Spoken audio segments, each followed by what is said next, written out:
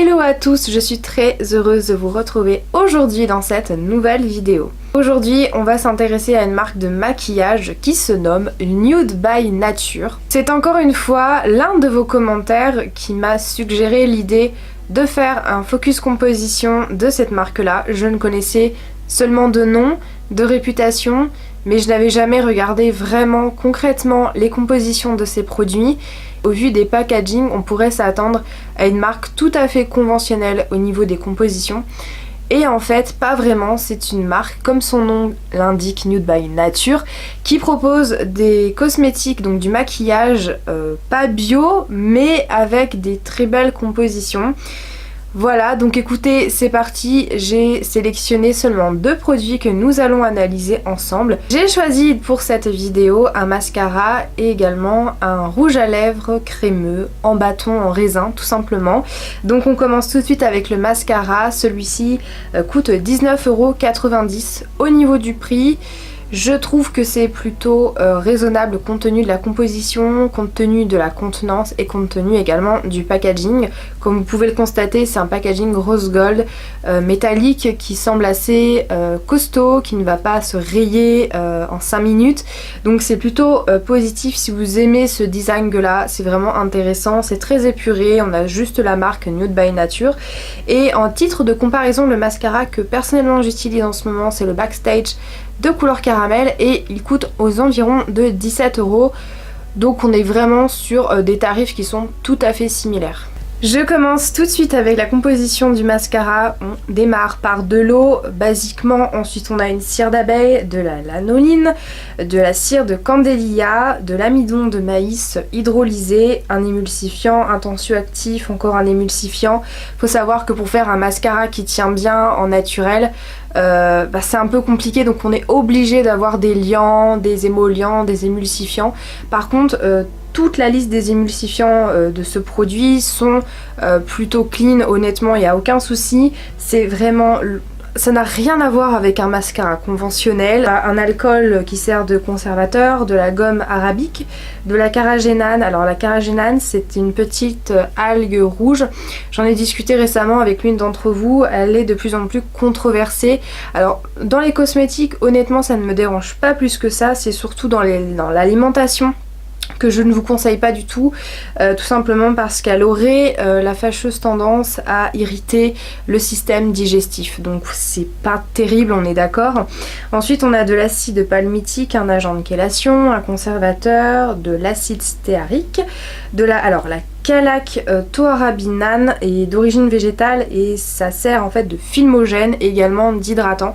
Donc ça participe aussi à la bonne tenue et aux soins des cils dans ce mascara précisément. Ensuite on a un émollient, de la provitamine B5, de la glycérine, alors la zéolite c'est un agent absorbant, un humectant qui sert aussi de liant, un extrait de citron, de l'huile d'amande douce, de l'extrait de prune, un extrait de fruits Syzygium, je ne connais pas, alors de mémoire ça sert, c'est un humectant il me semble, et aussi un antioxydant si je dis pas de bêtises.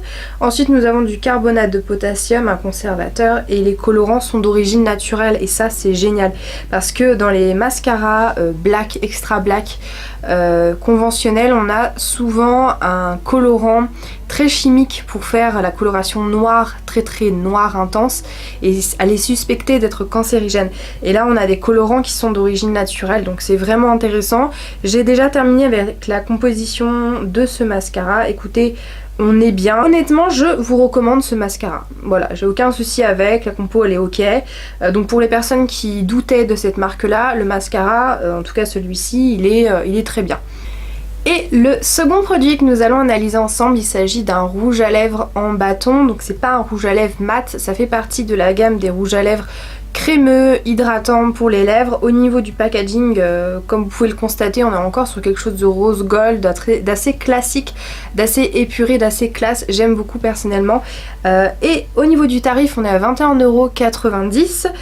Donc pour vous faire un ordre d'idée, une comparaison, c'est similaire au tarif de MAC Cosmétiques. Voilà, donc bon, C'est sûr que quand vous allez voir la composition, moi je préfère 1000 fois acheter ce rouge à lèvres qu'un rouge à lèvres MAC, il n'y a pas photo. Je commence tout de suite avec la compo. On a de l'huile de ricin en premier ingrédient et ça j'adore quand les produits pour les lèvres contiennent de l'huile de ricin. Je poursuis, nous avons un émulsifiant, après de la cire de camélia, un colorant naturel, de la cire d'abeille. Alors oui, malheureusement je l'ai pas précisé, mais du coup c'est pas vegan vu qu'on a de la cire d'abeille, etc., etc. C'est le choix de chacun. Ensuite on a du beurre de karité, un arôme. Je n'ai pas su quel arôme c'était.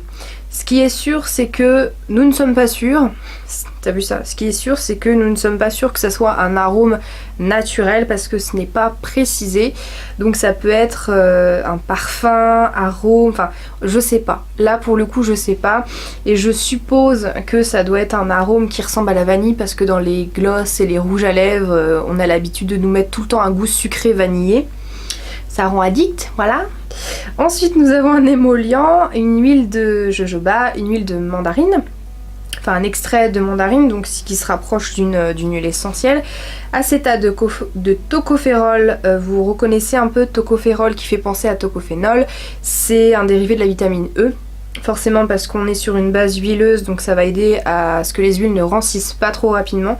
Ensuite on a de l'huile de prune, un extrait de fruits de citrus, de l'huile de cartame, l'huile d'amande douce, hyaluronate de sodium, une huile de ricin hydrogénée. Si vous avez bien fait attention, c'est la seule huile hydrogénée qu'on a dans ce produit, donc c'est très bien, c'est principalement des huiles végétales, c'est excellent.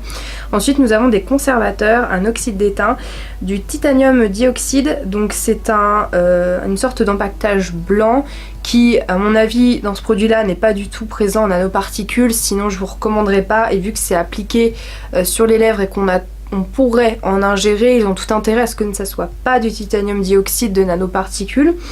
Et nous avons un colorant naturel, voilà, donc c'est très bien.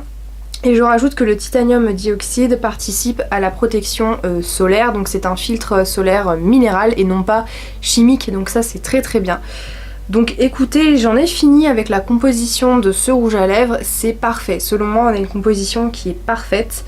Si vous êtes vraiment puriste du bio, titanium dioxyde, si on pouvait l'éviter, je pense que ça serait bien. Ensuite, qu'est-ce qu'on pourrait éviter? On aurait pu éviter l'huile de ricin hydrogénée. Mais à part ça, ah oui, puis l'arôme aussi, on aurait pu l'enlever et mettre une petite huile essentielle ou même rien du tout, on s'en fiche hein, honnêtement.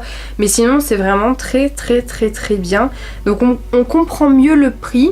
Donc on est à une vingtaine d'euros pour ce rouge à lèvres parce qu'on n'a pas du tout des huiles estérifiées, c'est des huiles végétales. Donc ça c'est vraiment génial. À titre de comparaison, mes rouges à lèvres préférés en bio qui sont les moins chers que je possède, ce sont ceux de la marque Avril. Je vous invite à aller voir sur Inky Beauty, l'application Inky Beauty, parce qu'ils sont notés tous quasiment à 20 sur 20. Donc c'est vraiment génial, ils coûtent 6 euros, donc c'est vraiment rien du tout. Bien sûr on a un packaging qui est beaucoup plus light que ici, donc c'est un plastique noir en fait, et à force, moi j'ai le nom Avril qui s'est effacé, mais franchement c'est pas grave au niveau du prix. Je porte la teinte nude présentement pour vous donner un ordre d'idée et ils sont vraiment excellents. Donc si vous voulez une alternative beaucoup moins chère et très qualitative également, la marque Avril elle est top. Ceci dit, dans leur rouge à lèvres, on a une huile estérifiée il me semble au début de compo, donc ce qui explique aussi le prix, sinon la composition est vraiment parfaite. Je suis très contente, je valide la marque Nude by Nature. Au niveau des tarifs, bah ça sera vraiment votre choix, soit vous voulez mettre le prix, vous faire plaisir ou faire plaisir à quelqu'un. Prenez soin de vous naturellement, en tout cas essayez, c'est toujours mieux. Ciao!